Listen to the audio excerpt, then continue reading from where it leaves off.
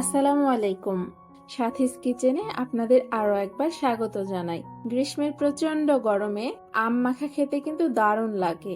আর আজকে আমি আপনাদের সাথে শেয়ার করব মজাদার এই আম মাখা বা আম ভর্তা রেসিপি। তাহলে চলুন শুরু করা যাক। আজকের এই আম ভর্তাটি বানানোর জন্য আমি ছোট সাইজের কয়েকটা আম নিয়েছি।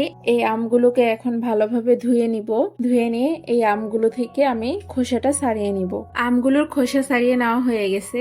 এখন আমি আমগুলোকে একটা গ্রেটারের সাহায্যে গ্রেট করে নিব। অবশ্যই আমি আমগুলোকে চিকন করে গ্রেট করে নিব।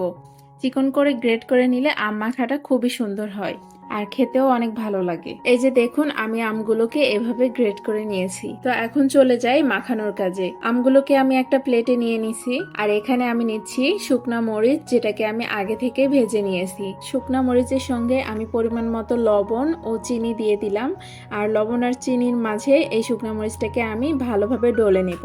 শুকনা মরিচটা ভালোভাবে ডলে নেওয়ার পরে আমি এখানে দিয়ে দিচ্ছি সরিষার তেল। আপনারা আম ভর্তা করার জন্য এখানে শুকনা মরিচের পরিবর্তে কাঁচা মরিচও ব্যবহার করতে পারেন, তবে শুকনা মরিচটা দিলে আম মাখার টেস্টটা অনেক গুণে বেড়ে যায়। শুকনা মরিচ মাখানোটা আমি গ্রেট করা আমগুলোর সঙ্গে খুব ভালোভাবে চটকে চটকে মাখিয়ে নিব। এখন মরিচ ভর্তার সাথে আপনি আমটাকে যত বেশি মাখাবেন আম ভর্তাটা ঠিক ততটাই বেশি টেস্টি হবে। আমার বাসায় কাসুন্দিটা শেষ হয়ে গেছে, সেজন্য আমি কাসুন্দিটা দেইনি, তবে কাসুন্দিটা দিলে আরো বেশি টেস্ট হবে আম মাখা। আমার আজকের এই আম মাখানো ভিডিওটি যদি আপনাদের কাছে ভালো লেগে থাকে তাহলে অবশ্যই একটি লাইক দিবেন আর চাইলে চ্যানেলটিকে সাবস্ক্রাইব করে নিতে পারেন আরো নতুন নতুন রেসিপি দেখার জন্য। আম মাখানো হয়ে গেছে, এখন খাওয়ার পালা।